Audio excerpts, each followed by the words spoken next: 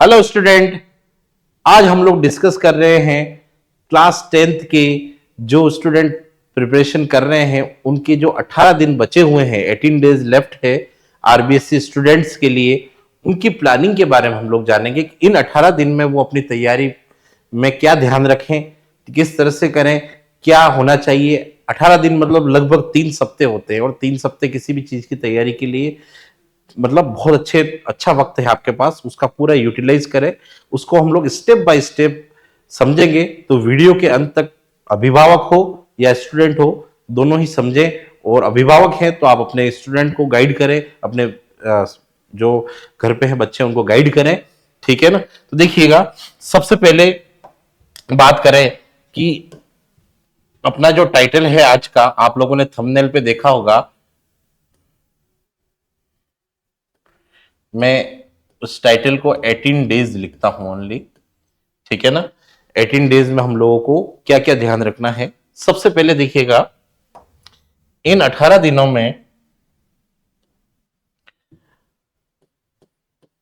पहला बिंदु रहेगा, आप लोगों के पास एक प्रॉपर टाइम टेबल। आज से ही सभी बच्चे इन 18 दिन का किस तरह से यूज कर सकते हैं, एक टाइम टेबल बना दीजिए आप,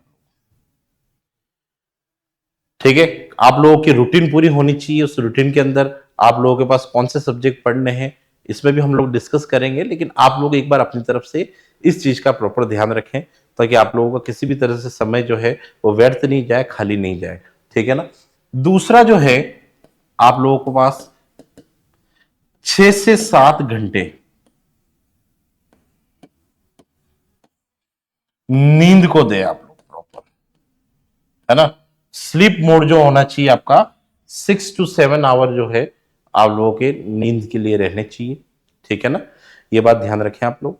साथ ही साथ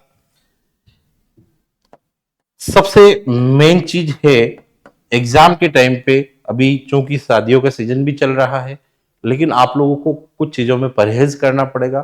तो आप लोग हेल्दी डाइट, ठीक है, तो आप लोग एक घर पे भी कोशिश करें, ठीक है। जो ब्रेकफास्ट है, डाइट है, उनका प्रॉपर ध्यान रखें आप लोग, ठीक है। किस कुछ इस तरह का ना खा लें कि आपके एग्जाम के टाइम पे आप लोगों को परेशानी हो, ठीक है ना। फिर उसके बाद देखिएगा बच्चों, मेडिकल अवेयरनेस, ठीक है। मेडिकल अवेयरनेस का मतलब ये हुआ कि आप लोगों को लग रहा है कि आप लोगों को जुकाम हो रहा है या जुकाम के बाद बुखार आ सकता है, ठीक है, या फिर आप लोगों को इन्फेक्शन होने वाला है, इस तरह की छोटी सी आप लोगों को हिंट मिलता है तो उसका एक प्रॉपर ट्रीटमेंट कराए। नहीं तो इन 18 डेज के बाद हो सकता है कोई बीमारी जो है वो गंभीर हो जाए या फिर वो एग्जाम टाइम में आप लोगों के लिए परेशानी बन जाए। तो उसके लिए एक छोटा सा प्राथमिक उपचार लेके उस चीज के बारे में जाने आप लोग, ठीक है ना।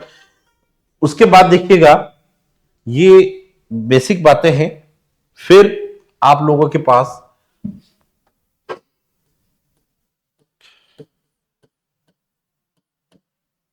स्टडी मैनेजमेंट,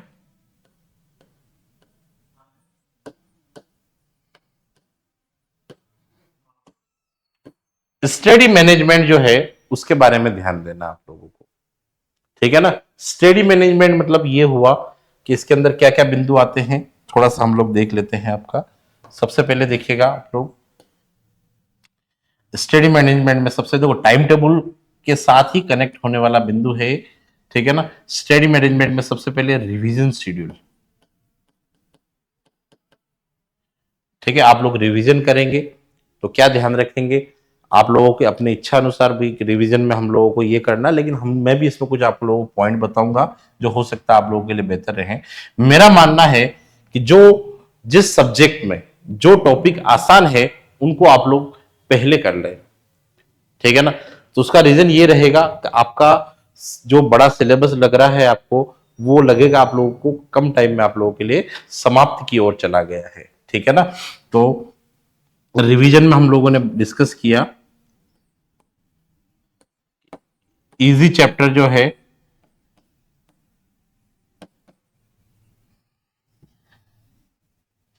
इनको आप लोग क्या करें, प्रायोरिटी दें, ठीक है ना। इजी चैप्टर पहले करें,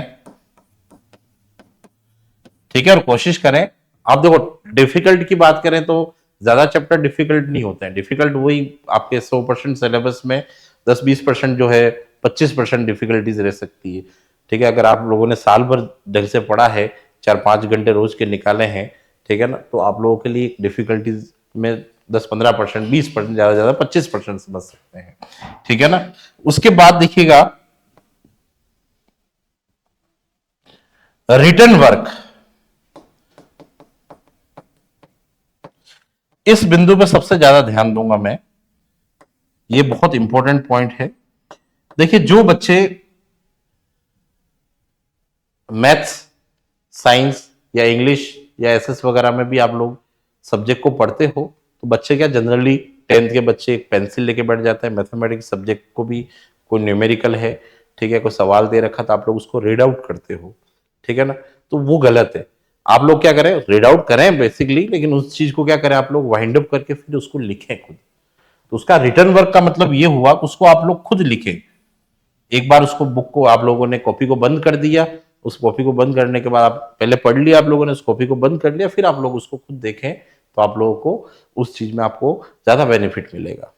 ठीक है, हाँ, आप हो सकता है कि इतनी अच्छी राइटिंग में ना लिखे, बट उसको लिखने का प्रयास करें, उसको वेरीफाई करें वापस। ठीक है ना, तो वो चीजें आप लोगों को अच्छे से लर्न होगी। ठीक है, पॉइंट नहीं चुकेगा उसमें। फिर उसके बाद देखिए बच्चों, एक और बहुत इंपॉर्टेंट बात है, उसको हम लोग बोलते हैं रिकॉलिंग। ये बहुत इंपॉर्टेंट पॉइंट है। मैं कई बार बहुत सारे स्कूल में सेमिनार में बच्चों को डिस्कस कर चुका हूं।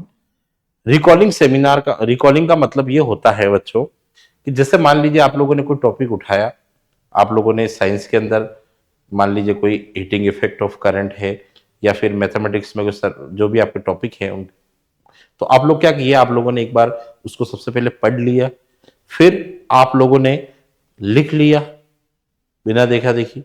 उसके बाद एक बार हो सके तो उसका रिकॉल जरूर करें आप लोग, और रिकॉल तुरंत नहीं करें। अगर आप लोग जो फ्री टाइम बैठे हो, खाना खा के आधा घंटा वैसे बैठे हो, तो उस टाइम आप सोचे।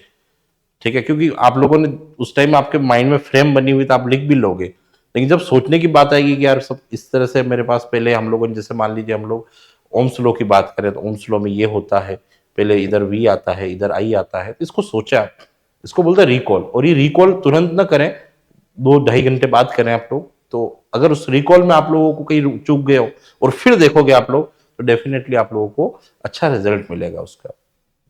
ठीक है ना, तो ये बात हो गई। फिर एक देखिए,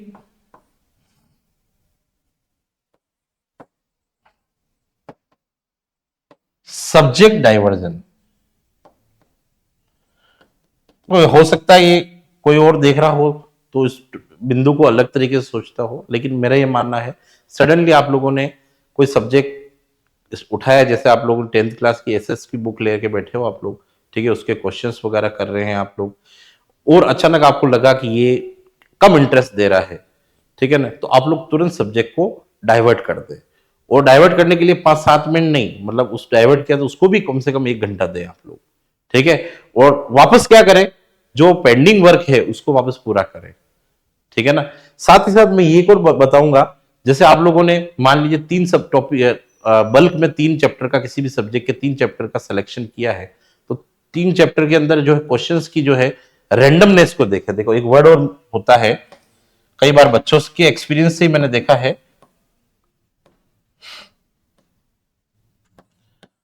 मतलब ये हुआ, आप लोगों ने 3 चैप्टर को अच्छे से कर लिया, तो आप लोग सडनली फर्स्ट चैप्टर पे जाए, उसके क्वेश्चन देखें तुरंत, उसके बाद दूसरे चैप्टर का क्वेश्चन देखें, फिर तीसरे चैप्टर का देखें। ठीक है ना, तो रेंडमनेस जो है वो आप लोगों के बहुत काम आएगी। ठीक है ना, उससे आप लोगों को क्या है, कई बार बच्चे होते हैं कि एक चैप्टर पढ़ा तो एक चैप्टर के क्वेश्चन कर पाते हैं, तो वहां पर जो दिक्कत आती है वो इससे अवॉइड हो जाएगी आप लोगों के। ठीक है ना, उसके बाद देखिए, अभी आप लोगों के पास कोई न कोई मटेरियल पढ़ने के लिए होता ही है। जनरली कोई भी आप लोग डेस्क वर्क, या अगर आप लोगों के पास ब्रह्मास्त्र जो हम लोगों ने वेक्टर एकेडमी की तरफ से बनाया है, अगर आप लोगों ने उसको नहीं मिल पाया है, लगभग मोर देन 100 कॉपीज जो है हमारे यहाँ से निकल चुकी है। आप लोग भी अगर चाहें तो अभी भी वक्त है, कॉल करके ले सकते हैं, या फिर आप लोग अप्रोच नहीं कर पा रहे हैं, तो आप लोग कोई भी डेस्क वर्क हुआ उसका यूज करें आप लोग। ठीक है, और डेस्क वर्क को जो है वो एक बार पूरा टॉपिक कर ले, उसके बाद फिर देखें आप लोग, ठीक है ना, बीच बीच के क्वेश्चंस ना देखें तो वो ज्यादा बेनिफिट रहेगा, ठीक है ना। इसके अलावा पुराने साल के जो पेपर हैं उनका भी कलेक्शन रखें आप लोग। आजकल ऑनलाइन का जमाना सबके पास रहता है, तो पेपर वगैरह 3-4 पेपर आप लोग देखें, बट पेपर में भी कॉन्फिडेंस तब आएगा जब आपका सिलेबस एक बार पूरा हो जाए, ठीक है ना। तो बच्चों 18 दिन की प्लानिंग में आप लोगों को सबसे मेन चीज क्या करनी है, एक बार ओवरऑल रिवीजन और बात बता देता हूँ। 6 से 7 घंटे की नींद लेनी है पर्याप्त, प्रॉपर डाइट पे ध्यान देना है, कोई भी मेडिकल इश्यूज छोटा मोटा भी रहता है उसको अवॉइड करना है, आप डॉक्टर से उसका अपॉइंटमेंट लेके या फिर आप जो भी उस तरह से आप लोग उसका निराकरण करें। स्टडी मैनेजमेंट, आप लोग रिवीजन का शेड्यूल बनाएं, ठीक है ना। रिवीजन में क्या करें, इजी चैप्टर को पहले लें ताकि फटाफट कोर्स जो है, और इजी मतलब जिसने साल भर पढ़ा है, मैंने फिर से बात बता रहा हूं, जिसने साल भर पढ़ा है उसके लिए इजी जो है वो क्या चीज है, 75% ईजी रहता है, 25% रहता है कुछ टॉपिक, तो वो बाद में जाके हो सकते हैं, ठीक है ना। फिर तो इन से आपको 18 डेज में पहले इजी चीजें जो है 18 डेज से पहले पहले आपको लेनी है, साथ साथ में रिटर्न वर्क लिख लिख के याद करना है, ठीक है। इसी तरह से साथ ही साथ आप लोगों को रिकॉल मेथड पे बहुत ध्यान देना है। रिकॉल मेथड मतलब हर चीज को रिमेम्बराइज करें आप लोग, ठीक है। सब्जेक्ट डाइवर्जन जरूर दें।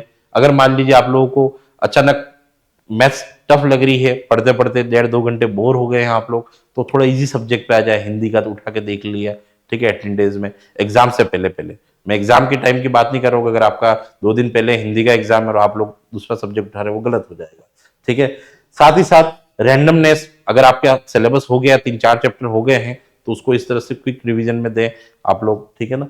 और साथ साथ में आपके पास जो भी गाइड डेस्क वर्क वगैरह है उसको आप लोग एक बार चैप्टर पूरा होने के बाद करें, ठीक है।